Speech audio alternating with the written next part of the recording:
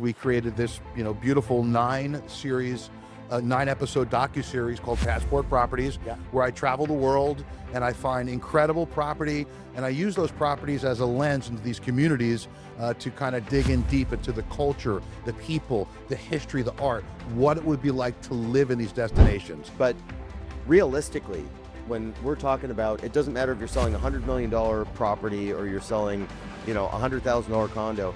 There is a lot that goes into it, and the job that we do as realtors is incredibly difficult. I noticed that, real estate television itself had really just skewed in a direction that I just thought it was so unauthentic. The storylines were fake, $10 million commissions, all this crap that for me, it was affecting the way I was getting bothered by it.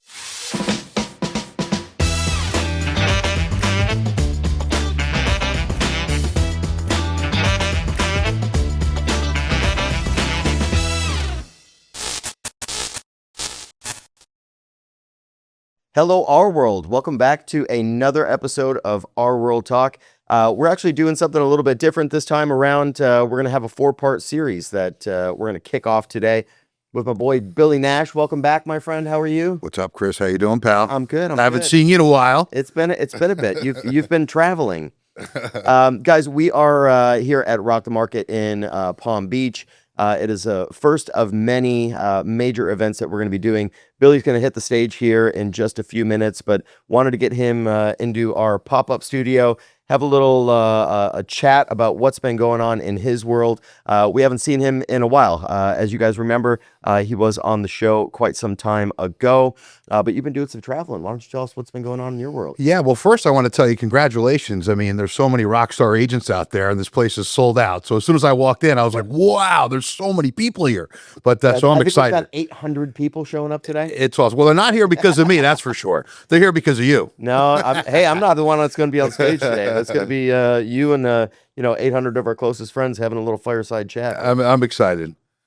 So yeah, I mean, the last time I was here, we were chatting a little bit about the show that we were creating called Passport Properties, and still hitting on all cylinders with our our real estate business here in the Palm Beaches, down through Miami, the Florida Keys, because again, that is my core business. My core business is to sell beautiful properties. Right.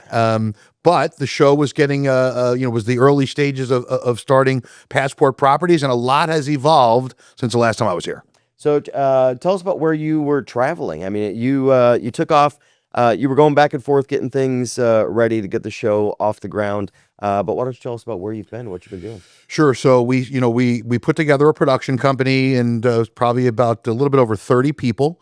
And what we did is we created this, beautiful 9-episode docuseries called Passport Properties, where I travel the world and I find incredible property, and I use those properties as a lens into these communities to kind of dig in deep into the culture, the people, the history, the art, what it would be like to live in these destinations. Right. So we traveled to North Africa, Portugal, Spain, southern France and Provence, England, Scotland, Croatia, Sardinia, Florence, Puglia. So these are all destinations that I traveled to. I've been really busy. It was great. But I did it during the summer where it's a little bit slower. So, in the wintertime, I'm here plugging away at my real estate business. Yeah. How was North Africa in the middle of summer? Well, we went to North Africa first in Morocco, and that was right in April. And the weather was beautiful. Morocco's a beautiful place. And what's very surprising to me is that the real estate in Marrakesh is incredible. You have historical riads, and then you also have 20, 30, $40 million homes in gated communities. So the real estate in Morocco is beautiful. Who would have thought they had $30-40 million gated community homes in Morocco? Golf courses, Nobu, restaurants, you got everything. Nobu? Yep. Okay. Hey, you're living when you're at a Nobu. I was at Nobu in Dubai at the Atlantis Hotel with my good friend Maggie Dunn when we went there on a Florida Realtors trip. That was an experience. It was like all the supermodels of the world were hanging out at that Nobu, and that was wild. They were putting on a nice brunch there. Why don't you tell us what's as far as Passport Properties, now you've hit the big time. What has it been doing for your business? So it's funny. So we just literally delivered the series. It took about a year from going out to film and then post-production, which is putting everything together. And if you think about it, we filmed over 100 hours in each city. So 100 hours then whittled down to 53-minute episodes. So it's a lot of work behind the scenes. Yeah. But just by traveling and getting to know people, beautiful properties, just recently we were able to list 3 properties in Europe, one in Puglia, Italy for 18 million. One in Spain, a vineyard we put on the show. Okay. We put that on for 14.5 million. Okay. And then we also filmed a property that we just put on the market in Sardinia for 10 million. Who wouldn't want to own a vineyard? I mean, that's got to be me. I like wine. Yeah, I mean that's got to be the coolest life.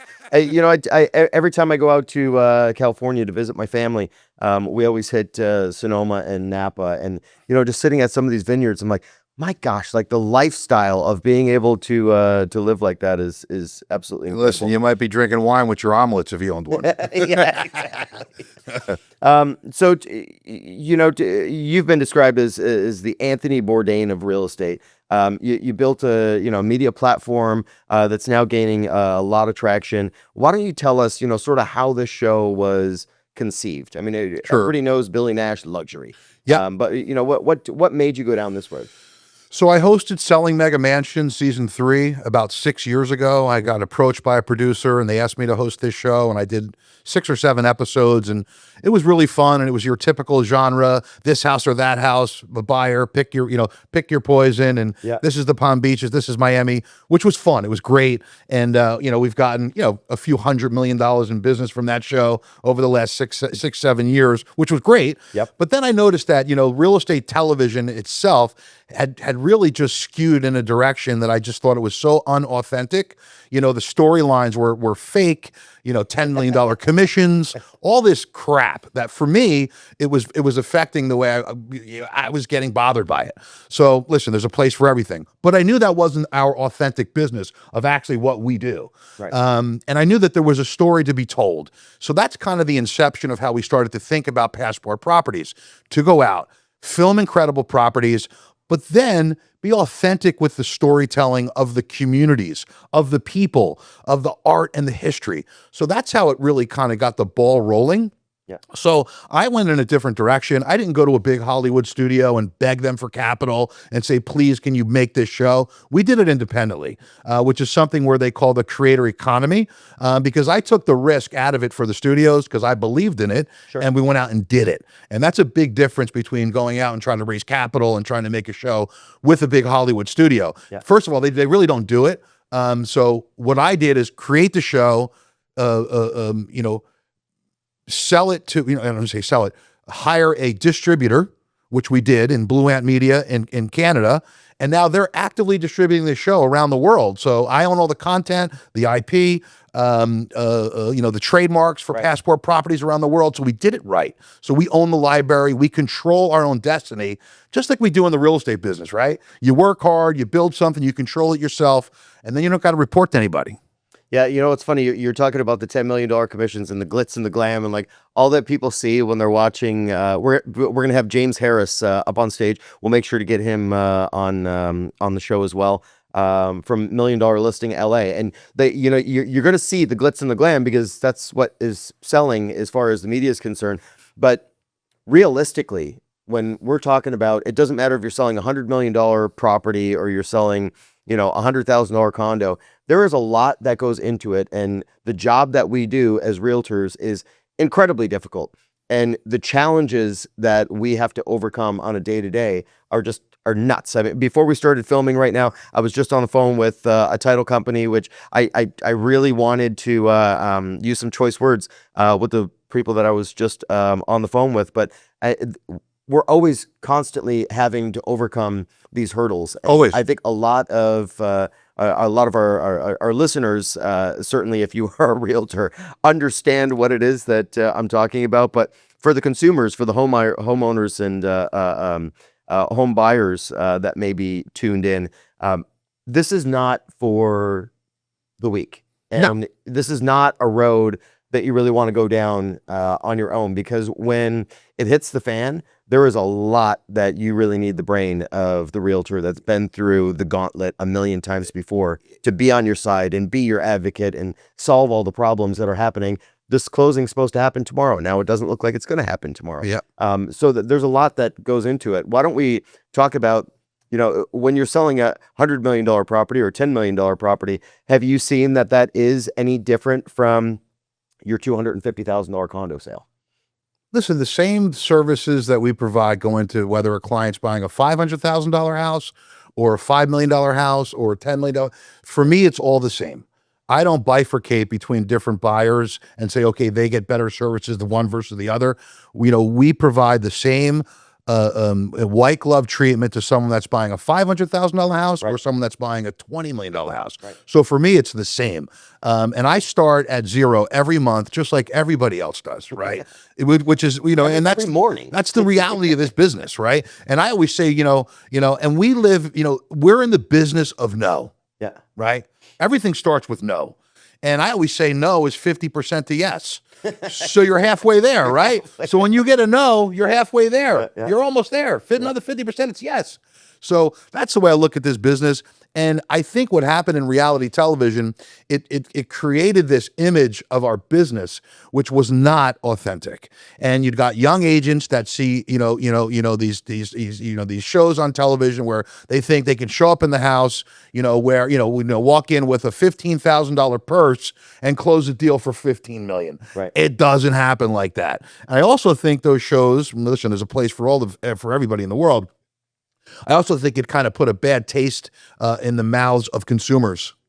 I think they looked at our job like, oh, that's easy. Yeah. Let's just sue everybody, right? And I think that's what happened over the last couple of years. You had all these, frivolous lawsuits. Properties and tell them pick one. Yeah, it doesn't happen. It doesn't happen like that. Like, here, let me go show you a $20 million property. Cool, we wrote a contract. Let's go buy champagne. Yeah. It don't work like that. And we all know that. So that was one of the reasons I also made the show. Yeah, the buyers volunteer for an alpaca rescue and buying a $2 million. It was ridiculous. So another reason, because we work hard, man. I mean, just last night, I'm sweeping the pine needles around a pool last night at 8:00 for sunset photos for a new listing that we just got for $4 million. I was there, cranking it out, and my ankles are getting bit by fire ants when I was sweeping. I swear. So you've been doing really, really good with the social media game. The media game altogether. Obviously, having your own show. Why don't you talk about, we were talking off camera, the people that, when you started, you were constantly getting content. There was always, somebody filming. Right now, you guys can't see, but his wife is standing off camera, like filming everything that we're doing. But you've been doing this. Then I have my photographer and my videographer on their way. Everybody does.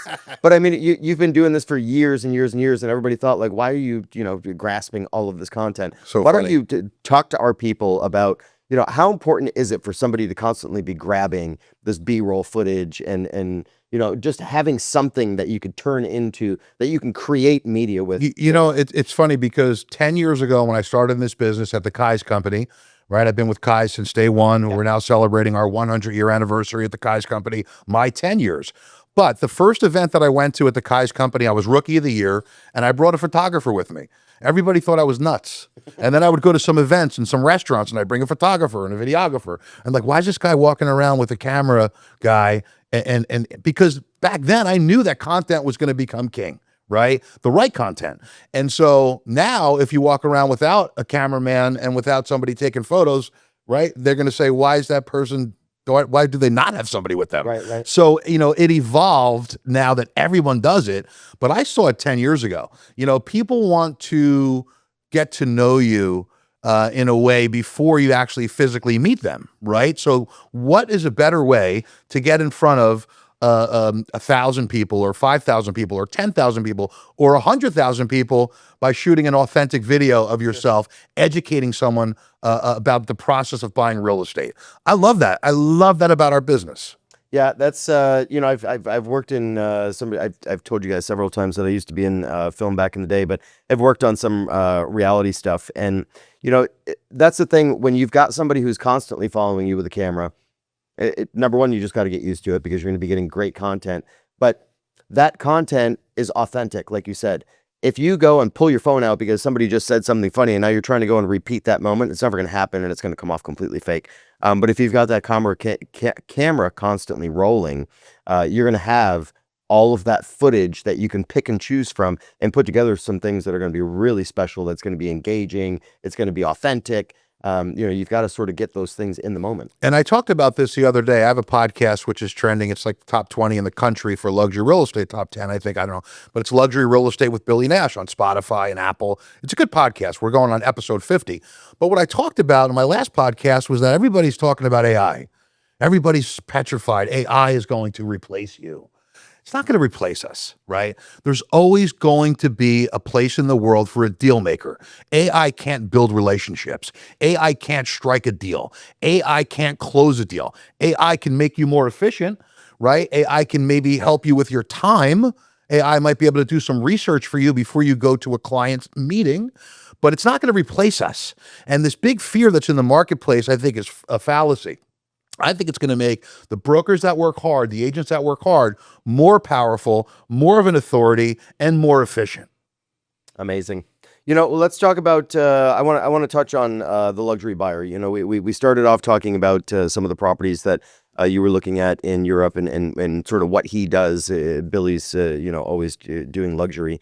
Why don't you tell us what does that luxury buyer look like today? Because I think it's changed immensely from what you imagine. Who are the two from Gilligan's Island? The hoity-toity people that certainly now at the the Howells. The Howells, yeah, the Howells. The Howells. Everybody thinks it's the Howells, on Puffy, yeah, please pass the wine. But that's not the luxury buyer today anymore. That's not the luxury buyer. We've got that was Hollywood. Yeah, totally. Yeah. So what is the luxury buyer scripted today fake stuff? Yeah. Listen, they come in all walks and forms, and at the end of the day, we all are, everybody that's in this business has the same opportunities as me, as you, as Tracy, as everybody in this room, and everybody listening to this podcast. That's what's really exciting about this business and what's changing. But the luxury buyer, to me, at the end of the day,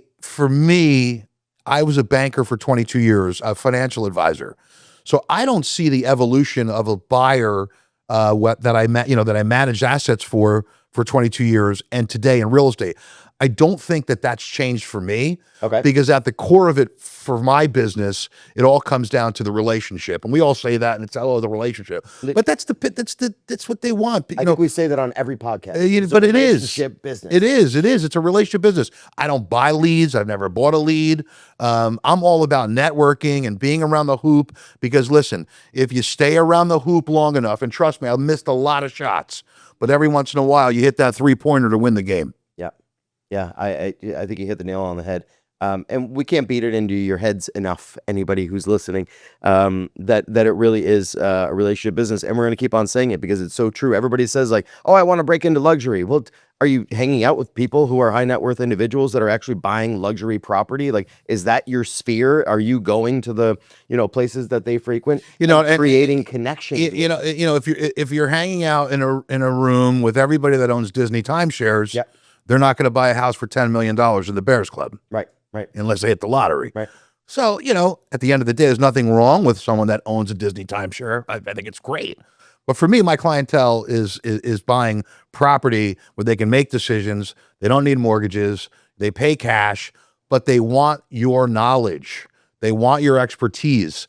They want to know that you can get them to the finish line without putting a lot of stress on their life. I tell clients all the time, all you need to do is buy wine and send me a wire, and we'll do the rest.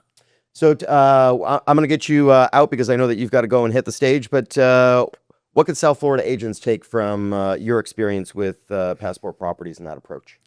What I've done with Passport Properties and Leland and my wife and our whole crew, we've done something which is very rare and unique, and they say less than 1% of shows that are actually produced get on television. Yeah. And now that we're starting to premiere around Europe and all these other locations, it's amazing. But the point is, be authentic.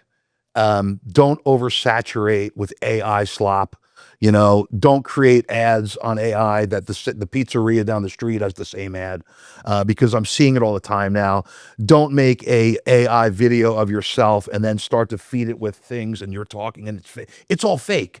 So if anything that I could tell you, that I've learned from the show and I've learned from my business is just being authentic. Showing people your daily routine, what you do, educate them, and good things will happen. And don't let the AI take you over because it's fake and the clients don't care. They know it's fake. So just be authentic. Everybody's trying to automate now because AI can make your life easier, but people see right through the bull. And it's a lot of it flown right now. Yeah, it'll do you good for a minute, and then people are going to push you to the side, and they're going to go back to that relationship because the relationship's really what matters in this business.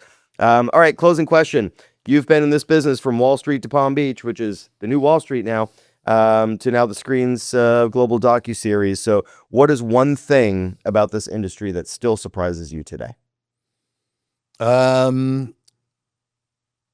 think that what surprises me today, I don't think it surprises me, but is that everybody has the same opportunity as I do and you do and everybody, right? So if you're listening to this and you're just starting in the business, you can do it, right? Anybody can do 100%. it. You just got to manage your time properly, pick your lane, stay in it.